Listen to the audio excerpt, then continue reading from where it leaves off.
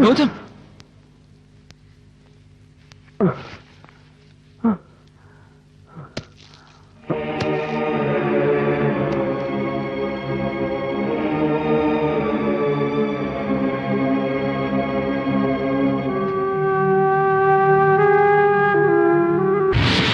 Bloody ബാസ്റ്റഡ്സ്.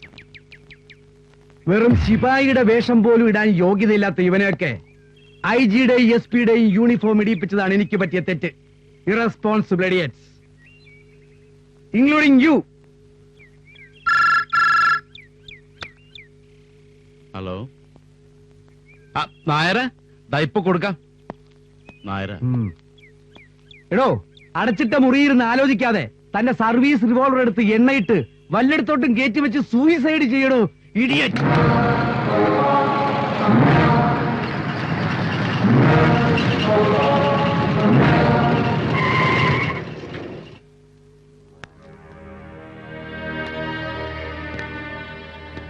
മോളെ, എന്റെ മോൻ ഈ വീട്ടിൽ കാലുകുത്തുമെന്ന് ഞാൻ ഒരിക്കലും കരുതിയിരുന്നില്ല. അത് സാധിച്ചു തന്നു ഈശ്വരൻ. പിന്നെ നീ ബഹളം വെച്ച് അവനെ ഒന്നും അറിയിക്കരുത്.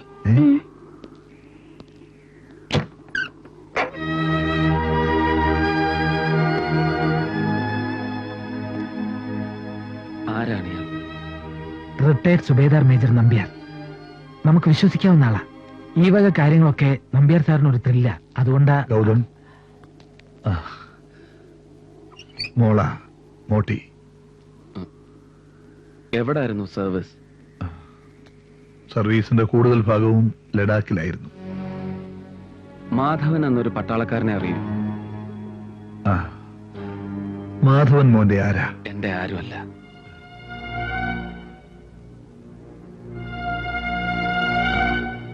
ബോർഡർ പോലീസ് എപ്പോഴും അരിച്ചുപെറുക്കുന്ന ഒരു സ്ഥലമായത്. ഞാൻ നിങ്ങൾക്ക് ഒരിക്കലും ഒരു ശല്യമാവില്ല.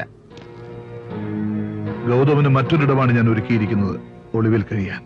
ഒളിച്ചിരുന്ന് കാലം തീർക്കാനല്ല ഗൗതം രക്ഷപ്പെട്ടത്.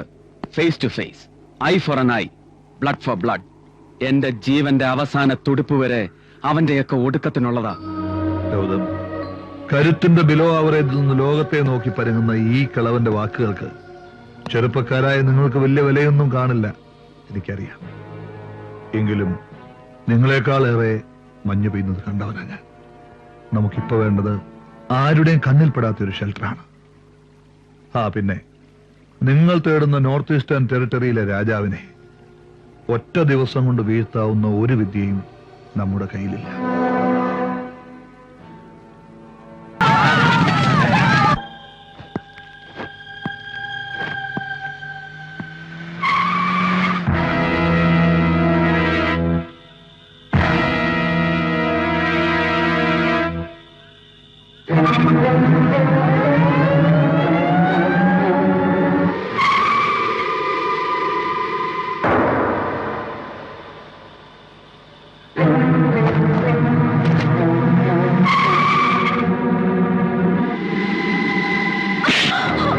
വിൻസെന്റ് സാബിന്റെ തലയറുക്കാൻ കൂട്ടുനിന്നതിന് എത്ര തന്നു പ്രിൻസ് നിനക്ക്?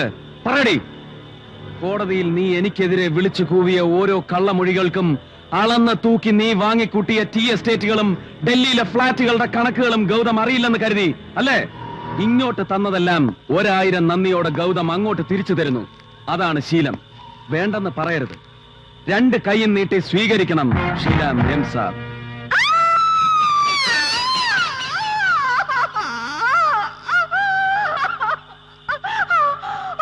Tell me, വിൻസെന്റ് സാബിനെ കൊന്നതാര്? സൽമാനോ അമലേന്ദു എവിടെ? സത്യം പറഞ്ഞില്ലെങ്കിൽ കൊന്ന് മഞ്ഞിൽ താഴ്ത്തുന്നതിനെ. കൊലമരത്തിന് ഒരടി താഴെ നിൽക്കുന്നവന്റെ മനസ്സിലില്ലാത്തത് മനുഷ്യത്വം മാത്രമാണ്. ഞാൻ നിന്നെ ഇന്ന് അറിയിക്കാൻ പോകുന്നതും അത് തന്നെ. ചതി ഉടലിൽ മാത്രമല്ല, മനസ്സിലും സർപ്പ സൗന്ദര്യം കൂടിപ്പോയവളോട് ഇങ്ങനെ അല്ലാതെ പിന്നെ എങ്ങനെ പെരുമാറണം? ഞാൻ നിന്നെ നെഗറ്റീവ് ആംഗിളിലൂടെ നോക്കി പ്രാപിക്കാൻ വന്നു. കാമം കൊണ്ട് സമനില തെറ്റിയ ഞാൻ നിന്റെ വിഭ്രമിപ്പിക്കുന്ന സൗന്ദര്യത്തിന് മുകളിൽ തീ കോരിയിട്ടു. ലഹരി മൂത്തപ്പോൾ സീമന്തരേഖയിലെ സിന്ദൂരം ചുണ്ടുകൾ കൊണ്ട് ബലാത്കാരമായി തുടച്ചെടുത്തു. ഒരു സ്റ്റഡ് ബുള്ളിന്റെ കരുത്തോടെ നിന്നെ ഞാൻ കീഴടക്കി. അല്ലടി തൊടാൻ അറയ്ക്കുന്ന ഒരു രൂപത്തിലും ഗൗതം തൊടില്ല, തൊട്ടിട്ടുമില്ല. അറയ്ക്കുന്ന നിന്റെ പൂമേനിയുടെ ശുദ്ധി ഞാൻ അറിയുന്നതിന് പകരം മരം കോച്ചുന്ന ഈ തണുപ്പത്ത് ഇവൻ ഈ വിത്തുകാളെ അറിയും. വെക്കാൻ യേ രഹാ തേരാ ശിക്കാർ, ഏഷ് കരോ.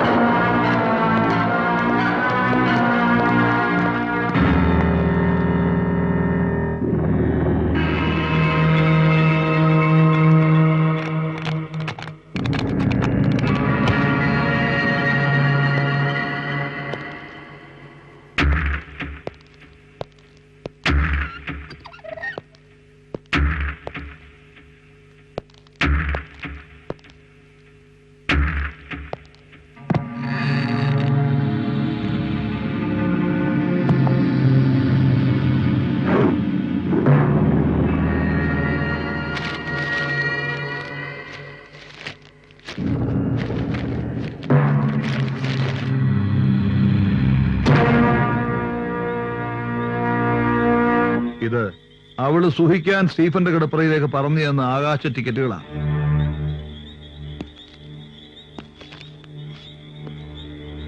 ബാറ്റൺ ഹൗസിന്റെ ഇരുട്ടറയിലേക്ക് ആദ്യം കടന്നു വരുന്നവൻ സ്റ്റീഫൻ ആയിരിക്കണം.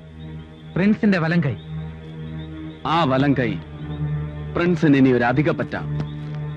വെട്ടിയെടുത്താൽ വേദനിക്കണം പ്രിൻസിന്.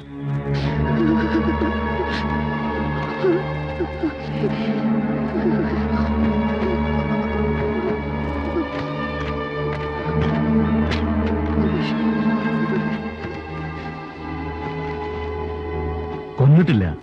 ഒരുപക്ഷെ അവളെല്ലാം തുറന്നു പറഞ്ഞു കാണില്ലേ? മിസ്റ്റർ സ്റ്റീഫൻ, അപ്സെറ്റ് ആകണ്ട. ജീവിതത്തിനും മരണത്തിനും ഇടയ്ക്ക് പകച്ചു നിന്നാൽ പോലും ഷീല നമ്പ്യാർ സ്വയം മറക്കില്ല. അവൾ ഒന്നും പറഞ്ഞിട്ടില്ല, പറയില്ല, അതെനിക്ക് ഉറപ്പാണ്. എന്നാലും മനുഷ്യനല്ലേ. ശരീരം നൊന്താൽ മനസ്സ് തുറന്നു കാട്ടുന്ന ഒരു ജാതിയെയും ഈ പ്രിൻസ് കൂടെ ചേർക്കാറില്ല.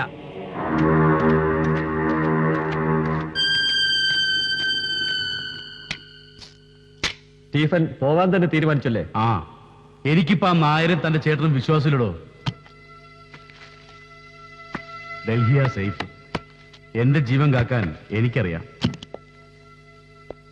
ഊതിവീർപ്പിച്ചൊരു ബലൂണിന്റെ പുറത്ത് വാഴാൻ ഇനി എന്നെ കിട്ടില്ല.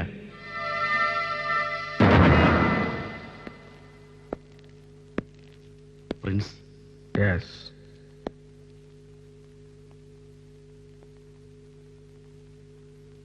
എനിക്കിങ്ങനെ പാതി ജീവനായിട്ട് ജീവിക്കാൻ വയ്യ പ്രിൻസ്. രക്ഷപ്പെടുകയല്ല, ഇത് സ്റ്റീഫന്റെ ഒളിച്ചോട്ടവുമല്ല. ഇന്നും ഇന്നലെയും ഞാൻ നിങ്ങളുടെ നല്ല ഫ്രണ്ടായിരുന്നു. നാളെയോ അങ്ങനെ തന്നെ ആയിരിക്കും. Believe me.